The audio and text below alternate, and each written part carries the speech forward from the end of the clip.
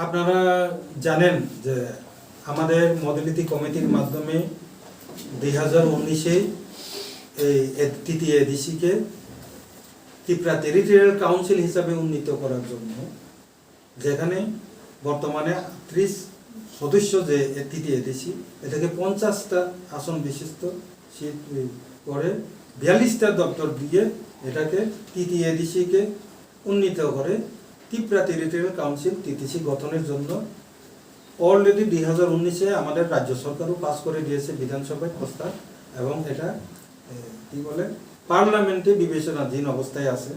শুনেছি পার্লামেন্টের যে স্ট্যান্ডিং কমিটি সেও এটা সাবমিট করেছে, এখন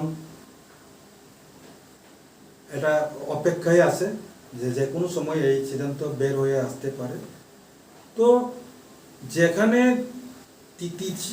তৃতীয় এডিসি টোটালি চেঞ্জ হয়ে টিটিসি হয়ে যাবে, বর্তমানে যে এডিসির যে ভিলেজ কমিটি সেটা হলো এক স্তরীয় ভিলেজ কমিটি। টিটিসি হয়ে গেলে এই এক স্তরীয় যে ভিলেজ কমিটি যে পঞ্চায়েত, এই সিস্টেম 30 গ্রাম পঞ্চায়েতের সিস্টেমে চলে যাবে। তো এখন ইলেকশন করে ধরুন আগামী 3-4 মাস বা আগামী জুলাই মাস হয়তো টিটিসি ঘোষণা হলো, হ্যাঁ, তো আবার কি আমরা ইলেকশন করব?